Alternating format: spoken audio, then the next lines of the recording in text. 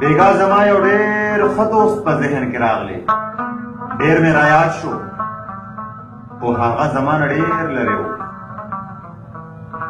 خوب راله هم راتلو، خو زه له کټه پاڅېدمه، تاله مې لرې کړه، ما ور د المارۍ بېرته کړه.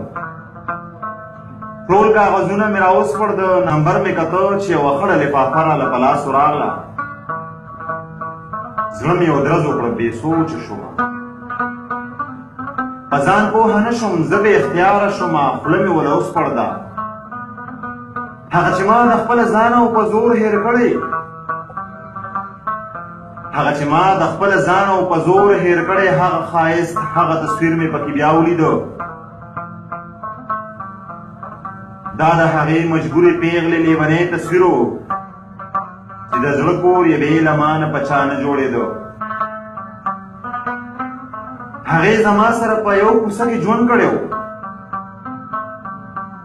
دواړه واړه یو ځای رالوي شو، خو یو ځای نه شو.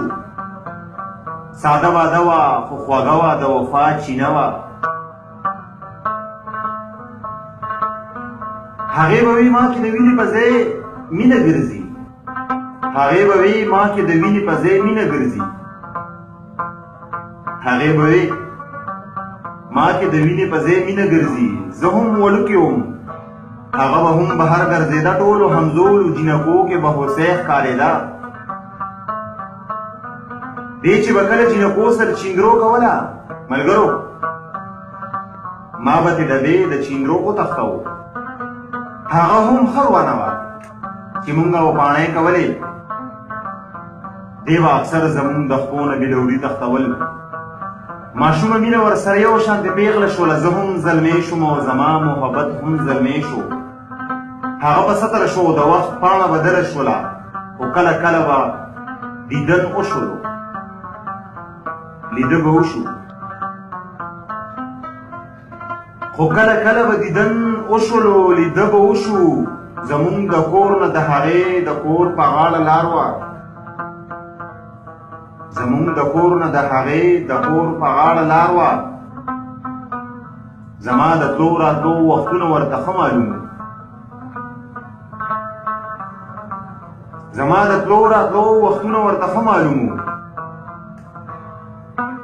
ما ته اکثر به یې د خپلې دروازې نه کتل چې څوک به نه وو، نو خبرې به یې هم کولې. د پیدایش نه پس یې نوم ورته غوټۍ ایښی و، د پیدایش نه پس یې نوم ورته غوټۍ ایښی و. دومره ښایسته وه چې هر چا به په سپوږمۍ بلله. زما د زړه د لیونتوب نه مې مور هم خبر وه. ما ته به یې وی خدای دې نوکر که چې د کور آباد کړم، ما ته به یې وی خدای دې نوکر که چې د کور آباد کړم، که زمونږ کور کې به زما د رشتې ذکر وشو. مور به مې وی چې زه به خپل زوی ته سپوږمۍ راولم، خو د سپوږمۍ مشري رور کلي کې مړی وکړو. روغه کېده، خو سورک یې سپوږمۍ غوښتله چې دا غوښتنه څنګه زما په زړګي نه ځای ده. داسې سپوږمۍ هم برداشت نه کړه، انکار یې وکړو. هغې وی دا کومه پښتو ده، دا کوم اسلام دی چې یوه لور دې په ډولۍ کې د دښمن کره ځي.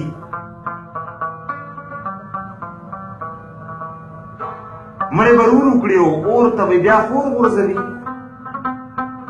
مړې به رور وکړي او اور ته به بیا خور غورځوي. هغې وی دا دستور غلط دی، دا رواج ختم کړئ. خو مور او پلار ورته ډېر په دلاسه ووی ستا په شان ډېرو خویندو ډېرې قربانۍ ورکړي، که ته انکار کوې ستا خوښه، خو سوچ پرې وکړه ستا په اقرار دې د مرګي د خولې نه رور راوځي. د سپوږمۍ سترګو کې د اوښکو سیلاب نه اوچېدو. هغه په یو ځای کې حیرانه وه، هېڅ چل نه ورتلو. یو خوا د مینې مقدسه او رښتونې جذبه، بل خوا یې مخې ته یو شاړ شبړ دستور ولاړ دی.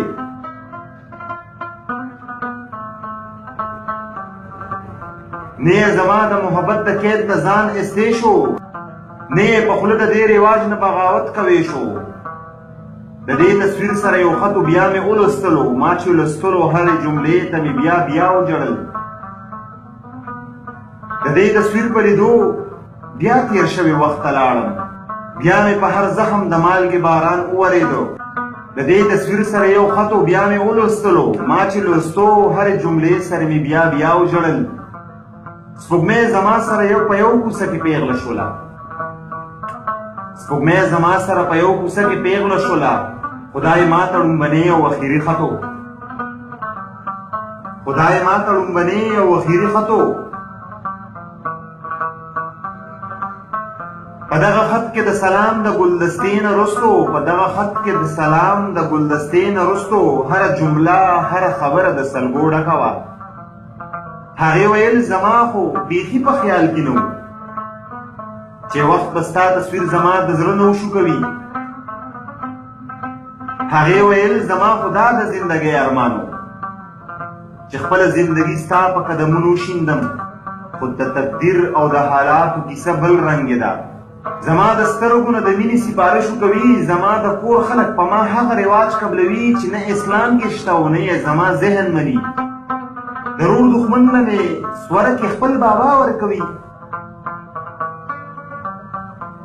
دا به زما نه برداشت نشي، ما نه زړه صبر کړه. یو خو به بې له تا نه ژوند وي نو په دې به مرمه، بل به په بدو کې واده شم نو خاورې به شم. چې د خپل خوب لالا د لاسه په ژوندونې مرمه، د دې نه ښه ده چې ځان مړ کړم خودکشي وکړمه.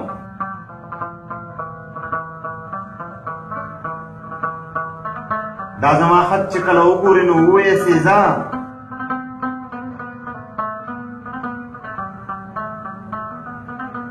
زما د مرګ نه پس پې خپل غمونه مه زیاتوه.